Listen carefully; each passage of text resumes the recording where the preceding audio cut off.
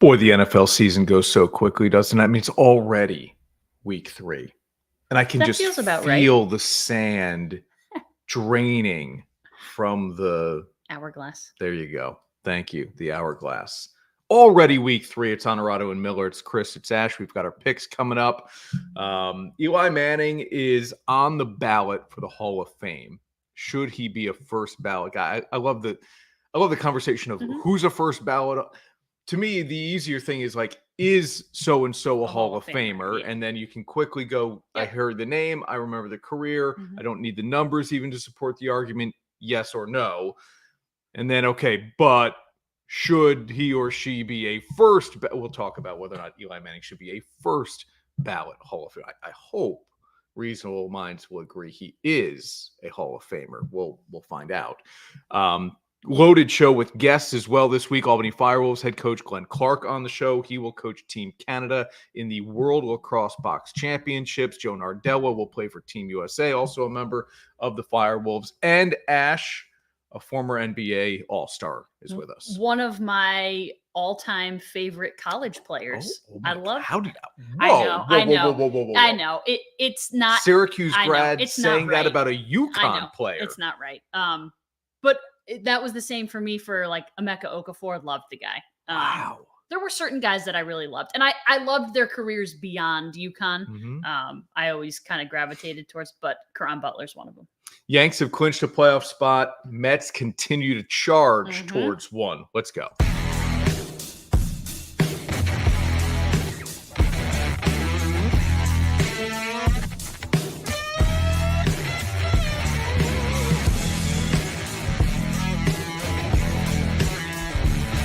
This is Onorato and Miller, sponsored by Alpenhaus. Alpenhaus, Marcella's, Bev's, Novice, Performance Industrial with us each and every single week here. Let's start there. Yankees clinch. Mets continue to try to close things out with a wild card spot. We'll stay on the Yankees here. One of the most bizarre plays. I wish we could play video on the show. I know. One of the most bizarre plays I've ever seen, and I said it on the news. One of the strangest strike 'em out, throw 'em outs you'll ever see. So in Seattle on Wednesday night, the Yankees are in the bottom of the 10th inning. They have a 2-1 lead. Seattle has men on first and third. Nobody out. They're going to score and tie this game in some way, except Randy Arozarena strikes out, loses his bat. It goes flying down the third base line. And Julio Rodriguez, who is on third, runs into foul territory to avoid the bat and then forgets, oh, wait a minute. This is still a live ball. I need to get back to the bag. I mean, he just totally went wandering off and was probably like, whew, I'm glad I didn't get my hit that. And then before you know it, he's tagged out. And the Yankees win that game. They clinch a playoff spot. They missed the postseason last year. They're back in it this year.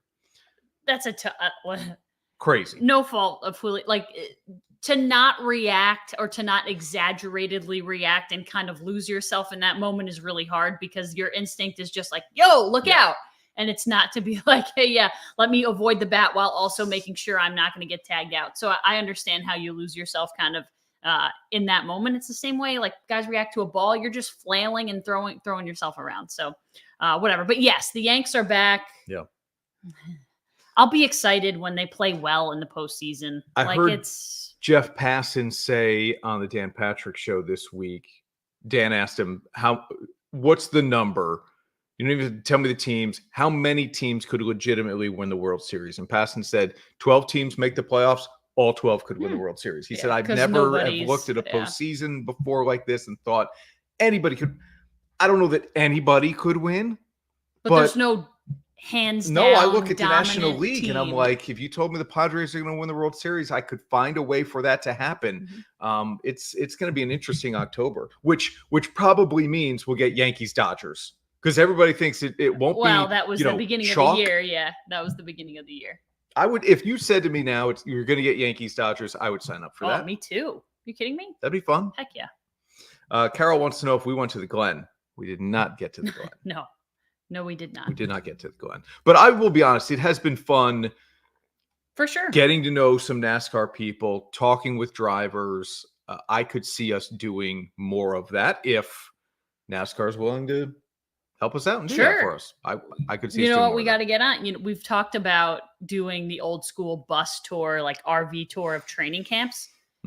Let's RV tour some NASCAR races. Gets Alpenhaus to hook us up with an RV. We'll sponsor the heck out of that thing. It'll be sponsored by Alpenhaus on the road at NASCAR, and let's do it. Okay. Yeah, I'm game. I'm calling Andy. I'm game. Please do. Get You on the call phone. Andy. He's tired of hearing from me. The Mets just cannot lose. There is only one team in baseball with more wins since the All-Star break than the New York Mets, and that's the San Diego Padres. Crazy. And you just talking about them winning the World Series. Right. So now I just can't seem to talk myself into the Mets making a playoff run. I look at the roster, I look at the lineup, and I think, I don't know how they're winning, but I just don't see it being sustainable. But they continue to do it. 35 and 22 since the All-Star break. As again, we do the show live on a Thursday. There's something happening in Queens that maybe we get Yankees Mets. That would be fun. I'd be in. It might be the one time in my life I'd root for the Yankees openly and like aggressively and hoping to see that, that You rooted for them against the Astros. Not in the World Series, obviously, but in the ALCS. Yeah, I probably did. Maybe for me. Yeah, I would hope so, right? Be somewhat supportive. Sure. We're on 50-50 watch. 50-50. Let's do the conversation of Ohtani here, and then I have a bone to pick. Could be the first player in Major League Baseball history to go 50-50. 30-30 was awesome. 40-40 when like Canseco, oh my gosh, I can't believe this. And now you've got a guy off Tommy John surgery, gonna hit 50 home runs, gonna steal 50 bags. He's 48-49 right now. Big deal, impressed, don't care, what? Big deal. Okay. And impressed. Okay. What did Ronald do last year? 40-70. Yeah, that's pretty awesome. Which is, okay, you've already set me off here. We are making such a big deal out of 50-50, and it's only because it's Ohtani. But somebody last year went 40-70. 10 home runs is a lot more. Well, I think he hit 41 and stole 73. Okay. You want to double check me on that? No, but sure. 40-70. He was a unanimous MVP. Ohtani will not be a unanimous MVP. No. Lindor is going to get some votes. By the way, he hit 50 steals today. So okay. There you go. Thursday. Yeah. Breaking news. Yeah. Just making sure. Yeah. Okay. Yeah. So he's at 48-50. He will go 50-50. But I'm struggling to understand why we view this as so much of a bigger deal than 40-70. And oh, by the way, 40-70 was done by a guy who played the outfield every day. Yeah. Listen, that's my biggest. So what am I missing here? Is this my just the biggest Ohtani phenomenon that we are still kind of obsessed with? No, I think it's the 50 home runs. The difference between 40 home runs and 50 home runs every year, no matter who you are, is a lot. It's seemingly more people who have hit that 40 home run plateau than ever hit 50. Mm-hmm. So that's why. Mm-hmm. I'm getting there. You're on Acuna? Okay. I'm on Acuna.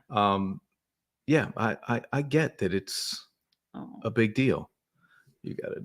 Here we go. Come on. We're teaching Ash how to use the internet here. I'm trying to be. All right. So this is why I'm kind of losing my mind on this. But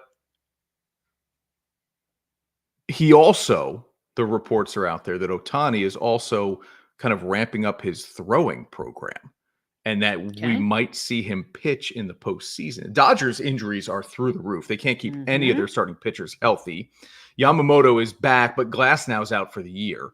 So realistically, like, you could make an argument that the Dodgers need Ohtani to pitch in the playoffs if they're going to make a deep run. That will be something to watch. 41-73. Okay, right on it. Okay. That my thought on the Ohtani 50-50 watch. Yeah, it feels like we're forgetting. We never saw 40-50 before, I don't believe. And Acuna went 40-70. So now we will see 50-50. And maybe it becomes 54-58, or you know what I mean? I have no idea where this lands, Ends, yep. it won't be 60-60. We know that. Right. So maybe at the end of it all, it looks more impressive than just 50-50 on the surface. Listen, they're both impressive. No one's saying it's not impressive. Mm-hmm. Okay. Eli Manning is headlining the first-time candidates for the Pro Football Hall of Fame. We will get to his nephew a little bit later on in the show, and whether or not we think Arch can seize control of the Texas job. Going to be really interesting in Austin. Should he get in on the first ballot? Eli, 2-time Super Bowl champion. And MVP. Yeah, he won it both times, right? Everybody makes the argument on the first one that he shouldn't have because of the defense, blah, blah, blah. Yeah, right. 2 Super Bowl rings, 2 Super Bowl MVPs. Should he get in on the first ballot? Yes, he will. Number one, he will. Because the NFL is the easiest Hall of Fame to get into. That's my first kind of gripe. I'm not saying I couldn't get in, obviously, but a lot of people are in the NFL Hall of Fame. He will be in without question. I think he'll get in on the first ballot. There are not a lot of football players in the history of the game who have 2 Super Bowls and 2 Super Bowl MVPs. There just aren't a lot of them.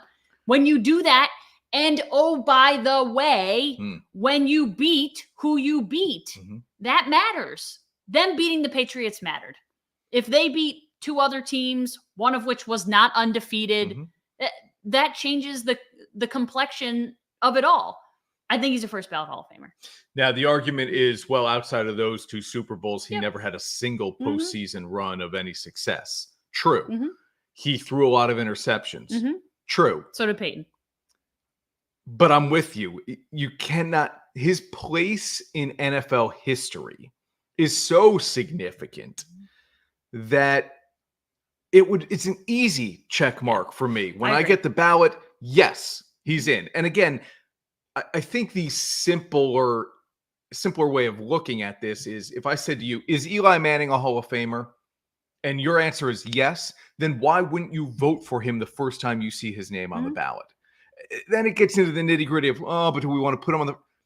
I think they have to put 7 players or people, right, contributors in every year. And to your point, you said, hey, how many players have 2 Super Bowl rings? How many quarterbacks?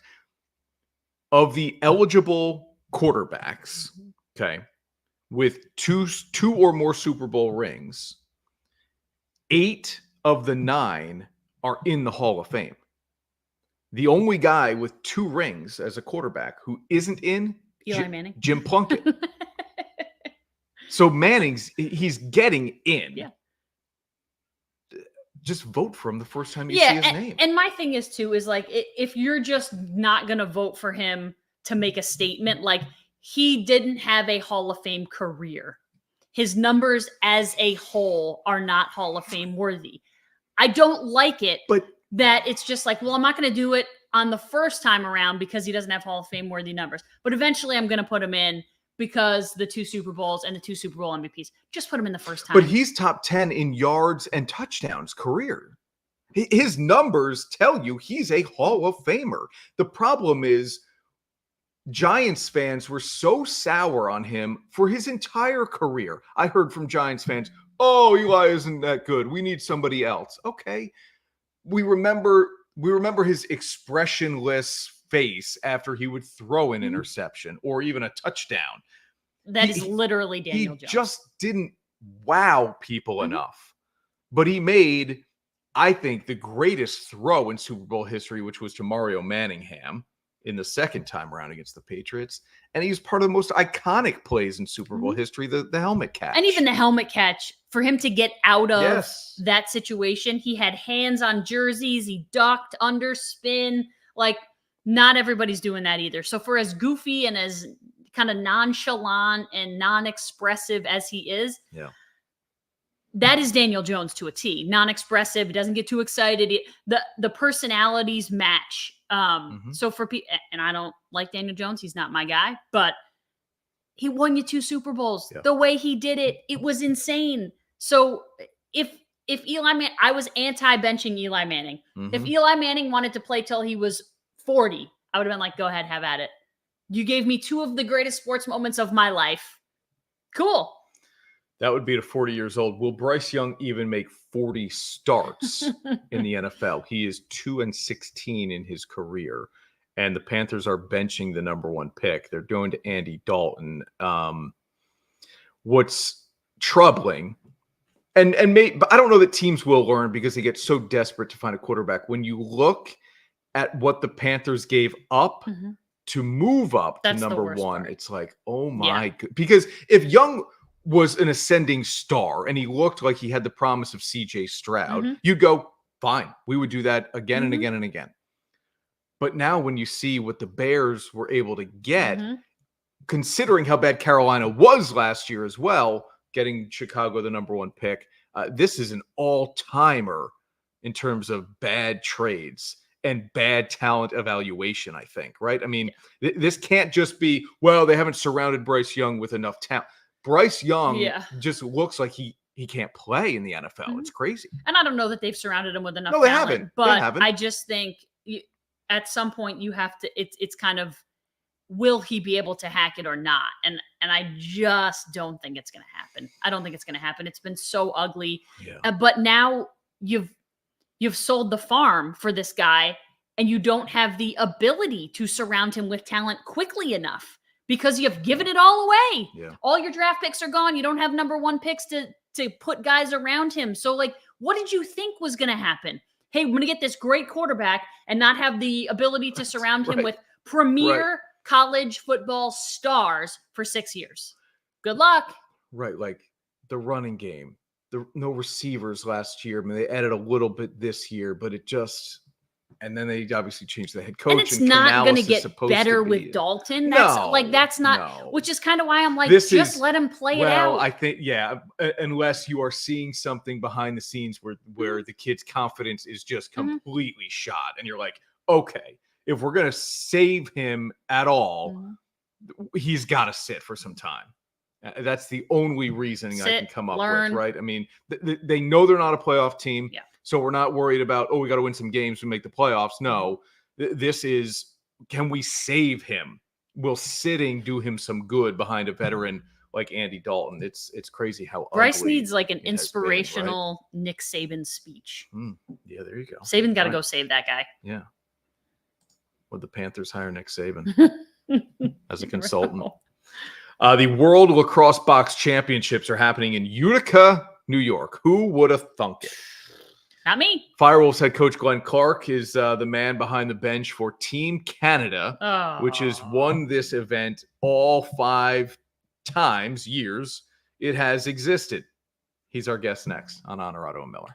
Marcella's Appliance Center, our commitment is to you, providing essential appliances that families depend on for cooking, refrigeration, cleaning, and sanitation, plus appliance repair. You can have peace of mind that Marcella's is here for you today and every day, like we have been since 1957, helping you make the right choice with trusted brands like Whirlpool, Maytag, KitchenAid, and many more. Shop Marcella's Appliance Center in-store, online, or by phone. We're here for you. I'm Jeff Uklick. I'm owner of Bev's, and we're a beverage center in upstate New York. You're just gonna have that wow component when you come in, like, wow, look at this place. It's bright, it's clean, it has everything that I need. Consumer is king. Be able to provide them a friendly environment and a place to shop, no matter where they are, whether they're down here in Saratoga or whether they're up in Queensbury. You're always gonna get the same experience when you shop at Bev's. At the end of the day, if you walk in your stores, you're gonna see a lot of people that have a lot of pride. And now, back to Onorato and Miller. Sponsored by Alphen House. World Lacrosse Box Championships. Ash, if I said to you, you could play the sport of lacrosse anywhere in the world, where do you think this tournament would end up? Well, anywhere in the world. I'd say something cool like Dubai, but that's not exactly known for its lacrosse, history. Is Utica known for its lacrosse history? I wouldn't think so, but you know what? They're going to decide a world champ there either way.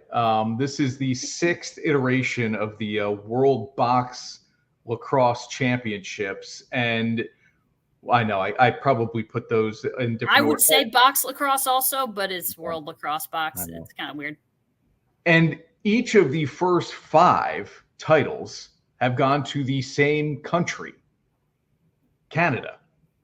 And Makes the head sense. coach of the Canadian team for the World Box Lacrosse Championships Lacrosse Box Championship is our guy, Glenn Clark, the general manager, head coach of the Albany FireWolves. Clarky, it's good to see you, man. Scale of 1 to 10, when Canada wins this title again for a 6th straight time, how guilty will you feel beating the U.S.? We make no assumptions. So I won't feel any guilt if we're fortunate enough to win it again.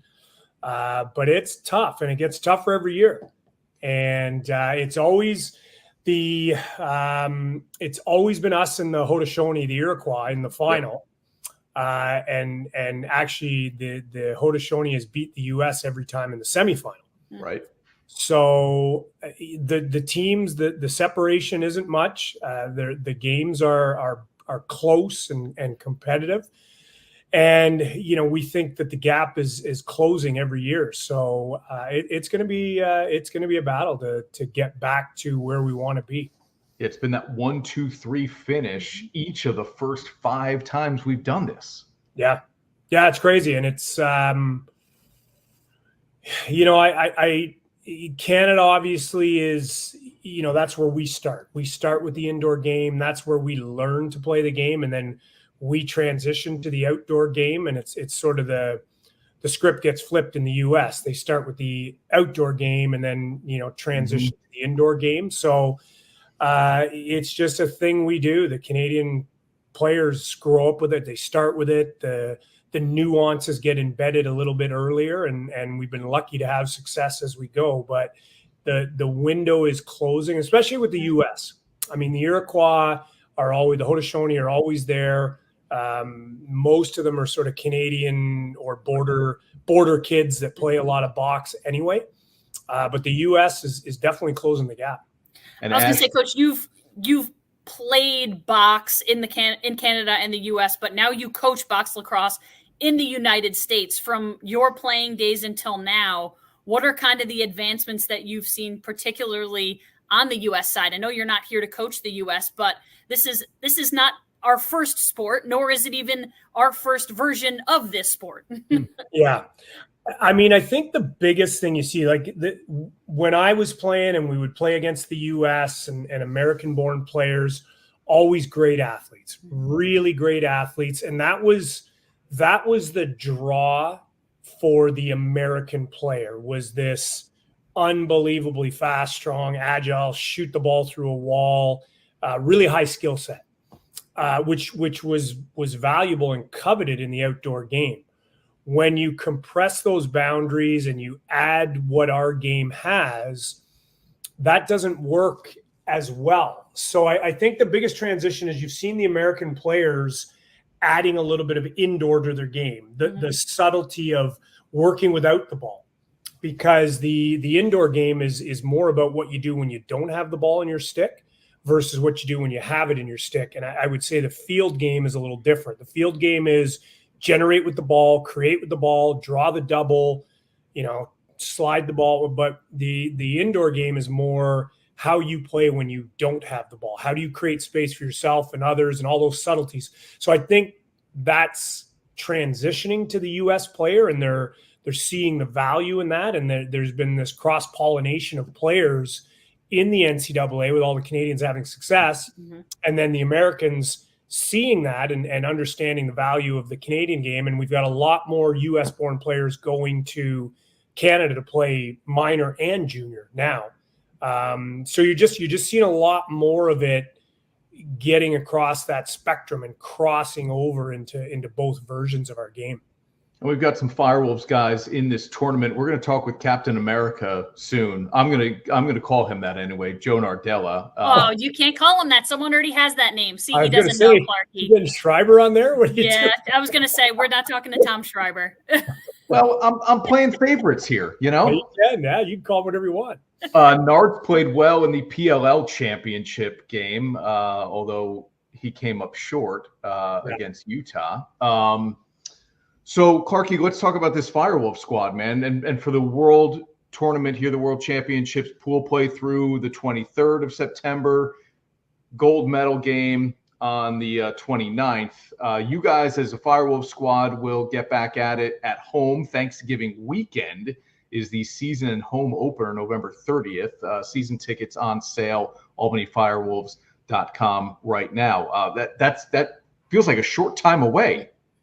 Yeah, it's busy. And when you add the Worlds in there, I can keep all the balls in the air. You can juggle both parts of it, the Team Canada, the FireWolves, all that stuff. But I will be immersed in the World Championships for the next 12, 13 days. Sure. So that'll be the focus. The good news is we've done all our off-season work. We've made the trades. We've done the signings. We've drafted who we want to draft. Training camp is set. The exhibition games are set. So we are ready for camp. So this, I'm ready for the FireWolves season to start, and it's got a little holding pattern right now, ready for me to step into that. But I can dive right into the Worlds right now because we're teed up on the other end. Coach, we mentioned Utica, not the first, second, or 10th place on the list of, it's not a destination per se, and I was surprised. I don't know that people know about this. They have like a premier athletic facility, particularly for lacrosse, that they have built, and it is becoming a real attraction. And it's the reason why they have the World Lacrosse Box Championships. Yeah, and I'd been there a few times for Bennett and Sutter, my daughter and son's hockey in Utica. And so I've seen the facility 4 or 5 times from a hockey standpoint. But you're right. It's got, I believe it's an American League hockey team that plays there. So they've got a bigger venue for the American League hockey team. And it's actually perfect because they've got a larger venue, larger seating area for the, the premier games, the gold medal games, those types of things. They've got maybe a 1,200 scaled down version, smaller rink, and then a practice rink. So you can actually have 3 games going on at once and technically somebody practicing on the turf. So, and all under one roof, which is pretty nice. So it will be a good venue to host this event. And it'll be a good venue in the sense that you can have so much happening under one roof, and you can get so much accomplished at the same time. I mean, technically you could have 3 games of pool play going. And that's important because this is the first year that they've added the Women's World Championship. So that's going to be an exciting aspect of it as well. And we did our training camp with the Canadian women's team as well. So that's a pretty exciting, add-on and evolution of our game, where now the indoor game has added a Women's World Championship. I love that. And selfishly, it's about an hour 15 away. Yeah, it's not too bad for me. I'm the closest Canadian right now. Right. Everybody's coming from all over the country. I'm just driving down the I-90. Lucky you. When you go to Utica, will you have a Utica club? Will you do some Utica greens? The Italian food is good out there. What's on the menu? I don't know. I focused on my little silo of what I need to do. I'll let somebody else figure out where we're eating, when we're eating, and I usually let Cassie do that for me. So I'll let somebody on staff do that on this end for me. How many changes should fans expect, Clarky, when they look at the FireWolves roster? Obviously, you'll bring more guys to training camp than you keep. But this team gets all the way to the finals last year.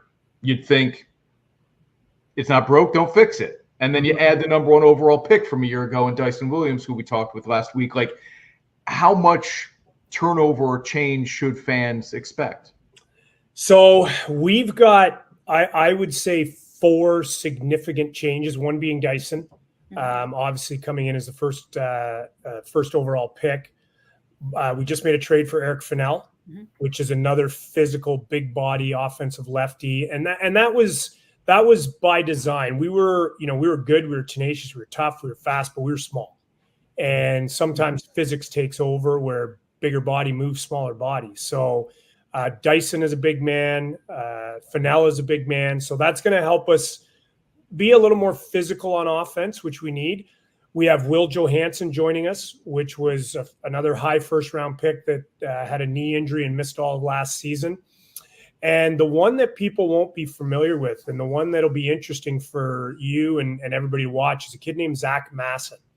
So Zach Masson was probably the best junior A defender I've ever seen. And he was 2-time junior A defender of the year in Ontario. Absolutely, just a dominant player. But after junior hockey, he's been playing pro hockey for a few years. After junior lacrosse, he was a Canadian hockey lacrosse guy. And he went and played pro hockey for a few years. So he's decided to come back to the game. And he would have been a top 5 pick in any of the drafts since he's graduated. So really excited to see him come into the mix as well. So, you could arguably say we're 4 increments better with the addition of these players. And the tricky part to that is, and I tell people this all the time, sports isn't a math problem. Just because you're better on paper, you don't just plug that in and now you win a championship. Mm-hmm. There is a long road ahead. And the key, I don't say the challenge, but the key for our guys is to remember how difficult it is to win one game, never mind 10, 11, 12, and then into the playoffs. So we won't change our mindset, our philosophy. The foot will still be on the gas. The level of prep for every weekend will be the same. But we do have we've got the maturation of the guys that went through it last year, and we've got some legit additions to that group. So we've got a better team on paper, and now it's about executing and being able to take advantage of that.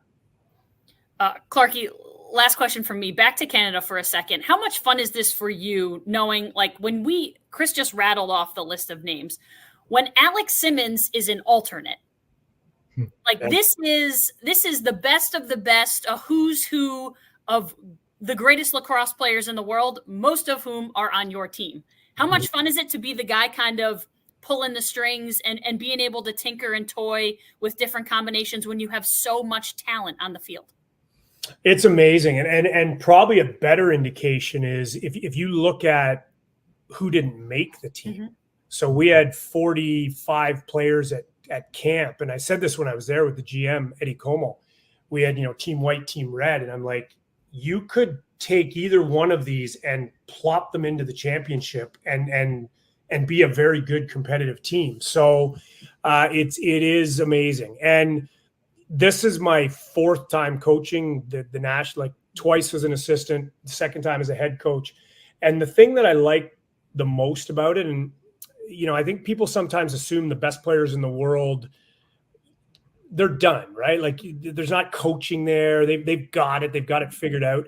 And I find it's the opposite. I find the best players in the world crave more information, look for different ways to improve, and continually try to grow their craft. So there's a lot of coaching that goes on, and there's a lot of exchanging and sharing of ideas, and the execution rate of these athletes and the turnaround rate. Like you tell them something and it's be able to be executed on very quickly.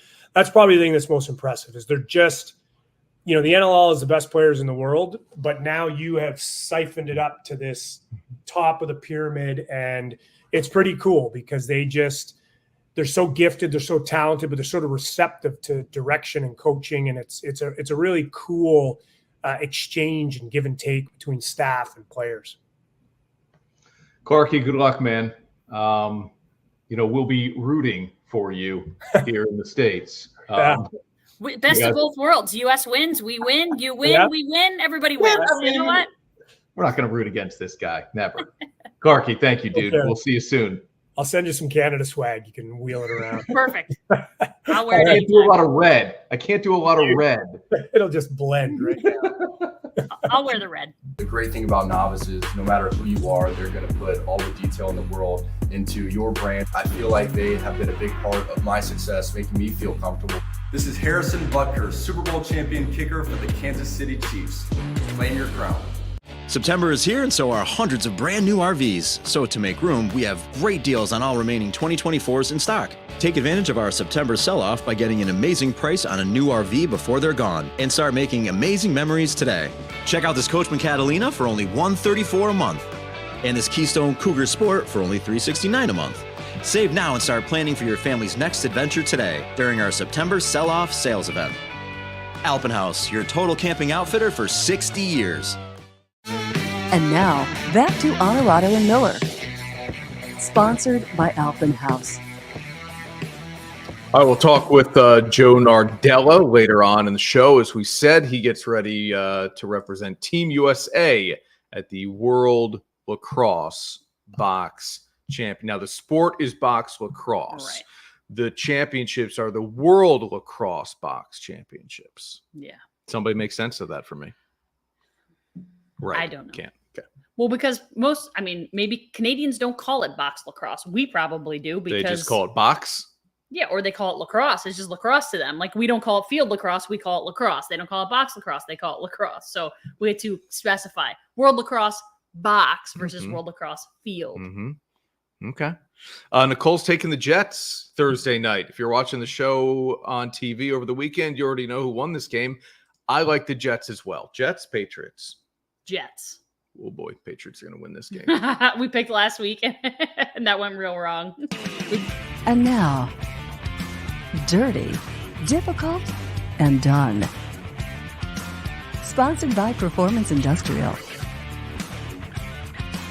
Bill Miller, Sean Wilcoxon, they're doing a great thing right now called Drive Out Cancer, where they tour around some of the best golf courses in the capital region, raising money for the American Cancer Society and Men Wear Pink. I say they're cheating because they're getting a jump start on the fundraising for October. So their numbers look, I'm kidding. They raise a ton of that crew raises a ton of money. They are cheating for Men Wear 11 Pink. days early. I understand, but yeah. All right.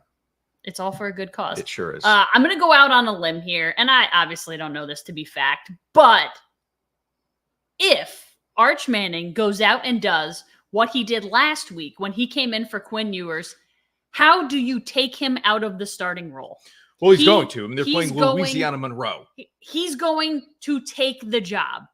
If he goes and lights the world on fire, you can't give the ball back to Quinn Ewers. Listen, people are going to say you can't lose the starting job to an injury. Guess what? You can lose the starting job to an injury. You can. If he goes and lights the world on fire, how do you not let him just ride it out? He's Arch Manning. His last name is Manning. But Quinn Ewers was a Heisman favorite at the start of the year. Understood. He had this Texas team clicking. He got Texas to the playoff last year. Quinn Ewers is playing really, really well. I get it. They can win a national championship with Quinn Ewers as the quarterback. It isn't as if, hey, Ewers has been pretty good, but Manning's been so much better, so the injury now plays a factor. Quinn Ewers has been as good as any other quarterback in the country. Outside of Kyle McCord. I'm just kidding. But I don't disagree here.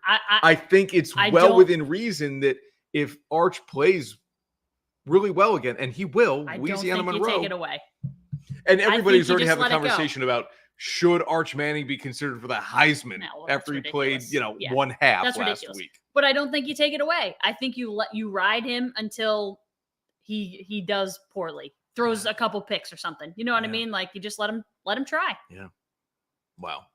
The Woj bombs are done. This one shocked me. I mean, Adrian Wojnarowski, we're not going to have to worry about how to pronounce his name anymore, is retiring from ESPN. He's done. He's going to take the general manager job of the men's basketball program at his alma mater, St. Bonaventure. This one stunned me, but I understand if you were to ever walk away from $20 million, it's because this job that he and Schefter do is just way too demanding. Yeah. The pressure to get it first and right, and that's the order of events. It's not get it right and it's to get it first and then hope it's right. Well, but if you're him, it's probably right. But to be up at all hours. I mean, your phone, you literally can't turn your phone off. You can't go on vacation without having your phone on you during holidays, it affects your family. Yeah. That's it. Basketball is his life, and everything else comes second. Yeah. Same with Crazy, Schefter. right? I know. Just crazy. All right, quick time out here. When we come back on Onorato and Miller, Caron Butler, former NBA All-Star, has a new book out. We're talking with him and Justin A. Reynolds. September is here, and so are hundreds of brand new RVs. So to make room, we have great deals on all remaining 2024s in stock. Take advantage of our September sell-off by getting an amazing price on a new RV before they're gone, and start making amazing memories today.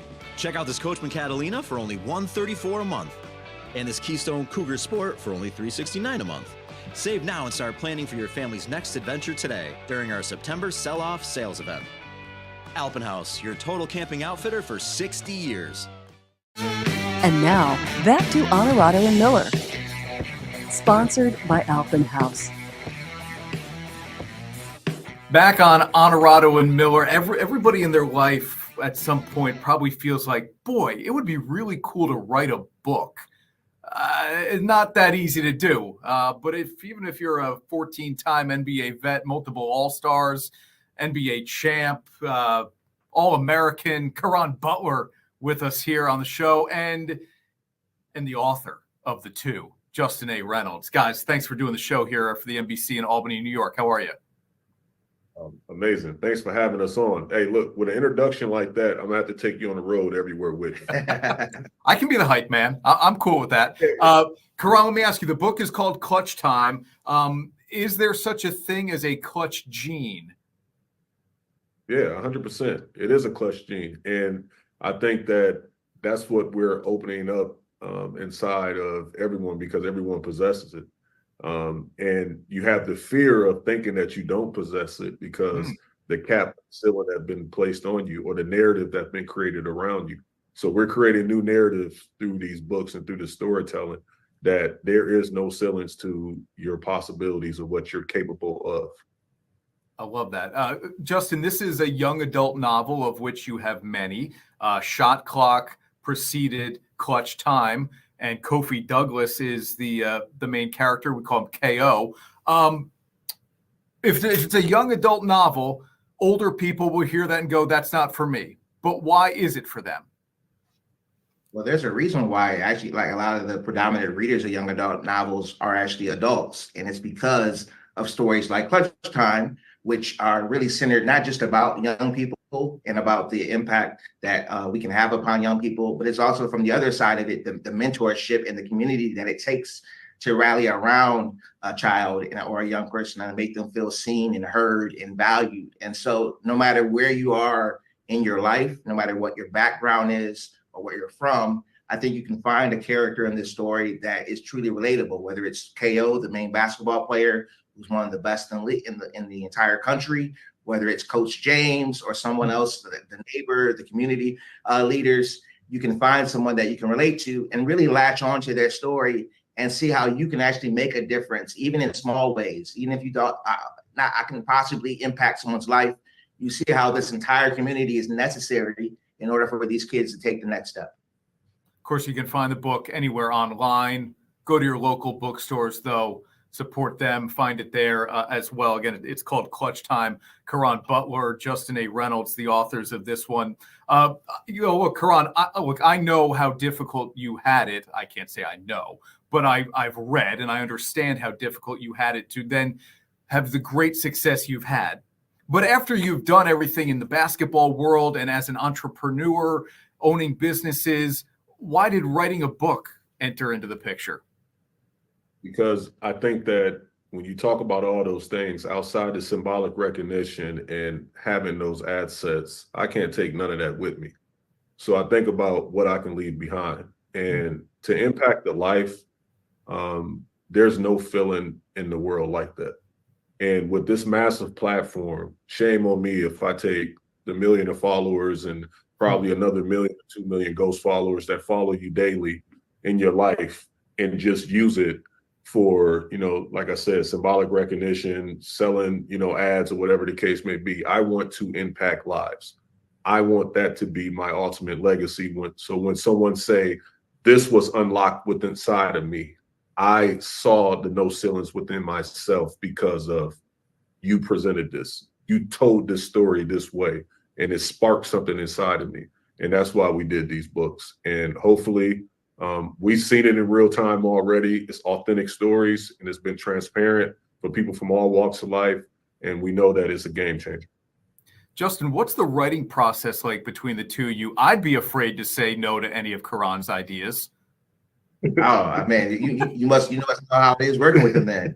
No, it's a great partnership. We like to say that we're together. We're kind of the perfect pick and roll. You have to kind of pick your poison with us. Either way, we're unstoppable, and you can see that on the page. It's a lot of incorporating both of our stories and a lot of the people that we know and grew up with. A lot of the kids that he's influenced through his Butler Elite program, his basketball team, and we're able to kind of infuse those stories together to come up with kind of the perfect combination. And you see that on the page in the entire narrative. Now an assistant coach at the Miami Heat as well. I know there's a new deal, Caron. Congrats on that, man. That Heat culture, there's something about it, right? It's kept you in Miami now. Congrats on the book, guys. Shot Clock is the first one. This one now out everywhere is Clutch Time with Justin A. Reynolds and Caron Butler. Guys, thank you. Continued success. Thank you so much. I'm Jeff Ukelek. I'm owner of Bevs, and we're a beverage center in upstate New York. You're just going to have that wow component when you come in, like, wow, look at this place. It's bright, it's clean, it has everything that I need. Consumer is king. Be able to provide them a friendly environment and a place to shop, no matter where they are, whether they're down here in Saratoga or whether they're up in Queensbury. You're always going to get the same experience when you shop at Bevs. At the end of the day, if you walk in these stores, you're going to see a lot of people that have a lot of pride.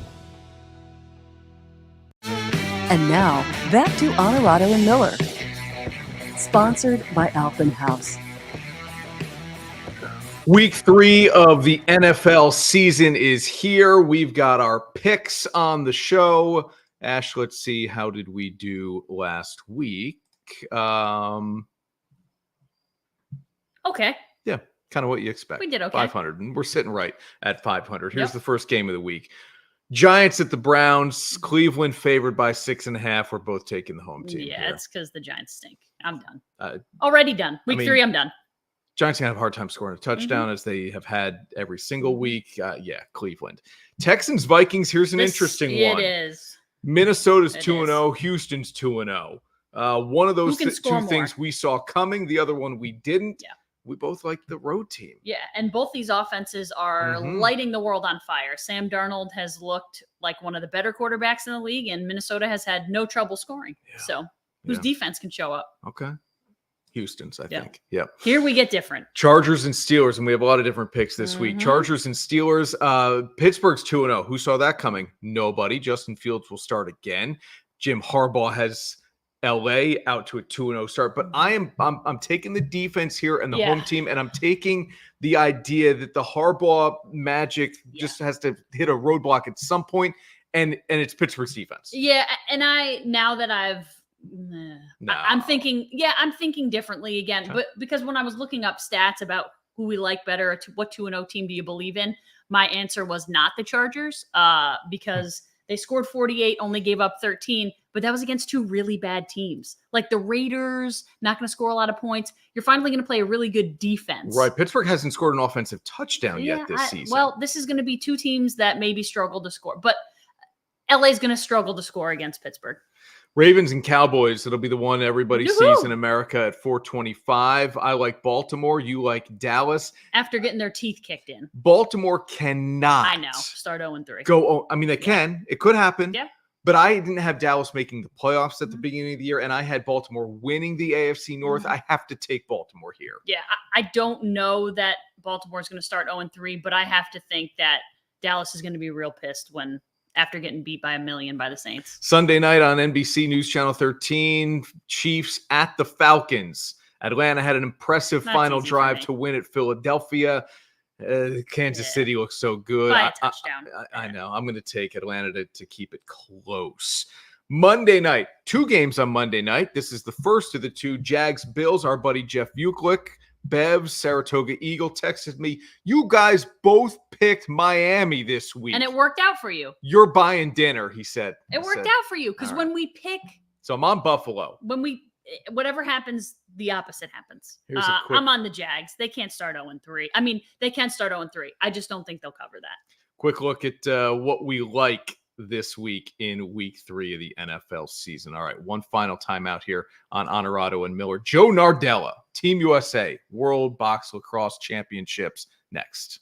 Bella's Appliance Center, our commitment is to you, providing essential appliances that families depend on for cooking, refrigeration, cleaning, and sanitation, plus appliance repair. You can have peace of mind that Marcella's is here for you today and every day, like we have been since 1957, helping you make the right choice with trusted brands like Whirlpool, Maytag, KitchenAid, and many more. Shop Marcella's Appliance Center in-store, online, or by phone. We're here for you. The great thing about novices, no matter who you are, they're going to put all the detail in the world into your brand. I feel like they have been a big part of my success, making me feel comfortable. This is Harrison Butker, Super Bowl champion kicker for the Kansas City Chiefs. Claim your crown. And now, back to Onorato and Miller. Sponsored by Alphen House. You know, I made a joke earlier in the show. It wasn't a joke. I was sincere, but it was taken out of real context by my wife, Ashley, and Clarky when I said we're going to be talking with Captain America later on in the show, because they said, you know, having Schreiber on the show. I said, I know, but we got Joe Nardella on the show, and he's a FireWolf, and he's playing for Team USA at the World Lacrosse Box Championships, or we flipping box and world. It's a weird combination of the four, but Joe, anyway, man, it's good to see you. How are you? I'm doing well. Just wrapped up the PLL season. Now, quick transition right into the indoor game. We got the World Games these next 2 weeks or so, and then it should be an awesome little turnaround to kind of get me prepped for the NLL season. So I'm fired up. When does the body get a break? Because, I mean, you went all the way to the PLL championship game. You played really well in that game, too, by the way. And now you're into the Worlds. When does the body get a real break? Monday through Friday, usually. Come on, man. Yeah. All right. What does it mean to be able to wear that USA there across your chest? I think it's pretty special. Obviously, I've come up short making the team for outdoor a number of times with my injuries. So being able to get a chance to play with the indoor teams, obviously an honor. I'm really excited for the opportunity we kind of have at hand. I feel like we have a pretty stacked roster, pretty much a full NLL roster for the first time really ever. So I think this will be hopefully the best team USA's ever had. And we're looking to make our mark on the tournament. All right. This thing has been held 5 times before, the World Championships. Canada has won it each time. U.S. has finished 3rd each time. But we heard Clarky say earlier in the show, he feels like the margin is as thin as it's ever been between the top 3, and throw the Iroquois Nation in there. Where does Team USA feel like it is in terms of contending for the gold? You know, I think it's tough to say because most of these teams, like, you know, I'm rooming with John Wagner, who I have one teammate who I played with from Albany. But other than that, like, a lot of these teams are thrown together with a mix of guys from around the NLL. So I feel like it really is going to depend on who comes together over this pool play round and who hits their stride going into the medal round. And that's really kind of our goal, is to just get a little bit better each day. I do think, like, you know, like Coach said, the margin in terms of these rosters is very thin. So I really think it's going to be about chemistry and who's playing right and who's, you know, not taking penalties and making plays when they count, and who's closing down the stretch in those last minutes of each quarter. So it's going to be really interesting. How come athletes and uber competitive people, of which you are both, how come you guys are always able to separate the emotions of knowing people on the other team or coaching staff and being just kind of focused in the moment of trying to win and not worried about, hey, whose feelings we're going to hurt by beating them? Yeah, I think it's just like the nature of especially lacrosse, but growing up in sports, you know, you're playing, once you get from high school to college, you're playing a ton of kids that you've seen, whether it's in club games, high school games, just competed with and against. I think you kind of just get that ingrained into your DNA of how to compete and how to compartmentalize that stuff. So, you know, I'll obviously be going against Coach Clark and Nick Chakowski, but they'll be the enemy until we start training camp November 1st in Albany. Simmons is an alternate on that squad. Tells you how deep Team Canada is. Right. Let's talk about the FireWolves here, man. The offseason, not a ton of changes. Wouldn't expect that to happen for a team that went all the way to the finals last year, but some big name changes and significant changes, I'll say, although small in number maybe. Have you kept track of like what's happening with the FireWolves as you've been trying to play the outdoor game? Yeah, and that's like another thing. I've tried not to turn the page until the summer's over. Obviously, I've stayed in touch with the staff and have been a fan of a lot of the moves we've made, although few. We bring in Dyson, which obviously should be instant injection to the offensive efficiency. We get another good lefty in Eric Fennell, who we've obviously played against and are familiar with. We got guys like Will Johansson, who was around all year last year, coming back, and a few other additions on the D end, and some opportunity for a few young guys like Nick Volkov and Jackson Reed to get in the lineup. And I think we're going to be pretty dangerous. The roster's as complete as it's ever been. I think top to bottom, we don't really have any holes. So I'm pretty excited and chomping at the bit to get going with training camp and the opening weekend, at the end of November. What have you seen of Utica? Anything? You're in a hotel room, you're in an arena. Have you seen anything of Utica? Not too much. I actually played in this rink way back when it was the Utica Auditorium in high school hockey. And I remember thinking it was huge, and it's actually a pretty awesome size for the venue that we kind of got on hand for World Lacrosse. So I'm pumped. We haven't gotten out too much. I think we get a little bit of work time throughout the day, but John and I are in here just grinding away work. From 9 to 3, and then we got scout and practice each evening. Once games start tomorrow, I think our schedule is a little bit more heavy than it has been these first few days. So I don't know how much of the town we're going to get to see. Hopefully we have a few things in store. I know we're spending one day over at Onorato, which should be cool as a team, and we'll kind of see what that brings. Yeah, it's not the same. You can't enjoy a Utica club. You're busy trying to stay in shape and ready for game mode. Utica greens are a thing out there. The Italian food is supposed to be really good. Maybe yet to try some of that. Joe, appreciate the time, man. Good luck. As I said to Clarky, we would be rooting for him in the States, but we're red, white, and blue, man. We'll be keeping tabs on the USA. Yeah. All right. Well, thank you guys for having me. I appreciate it, and I'll see you in a month or so. Yeah, man. I'm Jeff Ukelek. I'm owner of Bevs, and we're a beverage center in upstate New York. You're just going to have that wow component when you come in, like, wow, look at this place. It's bright, it's clean, it has everything that I need. Consumer is king. Be able to provide them a friendly environment and a place to shop, no matter where they are, whether they're down here in Saratoga or whether they're up in Queensbury. You're always going to get the same experience when you shop at Bevs. At the end of the day, if you walk in your stores, you're going to see a lot of people that have a lot of pride. September is here, and so are hundreds of brand new RVs. So to make room, we have great deals on all remaining 2024s in stock. Take advantage of our September sell-off by getting an amazing price on a new RV before they're gone, and start making amazing memories today. Check out this Coachman Catalina for only $134 a month, and this Keystone Cougar Sport for only $369 a month. Save now and start planning for your family's next adventure today during our September sell-off sales event. Alpenhaus, your total camping outfitter for 60 years. And now, back to Onorato and Miller. Sponsored by Alpenhaus. I was just giving everybody a hard time about the Shohei Ohtani love for 50-50. Guess what? He's got 3 home runs, 10 RBIs in a single game. Okay, it's better than 40-70. Fine.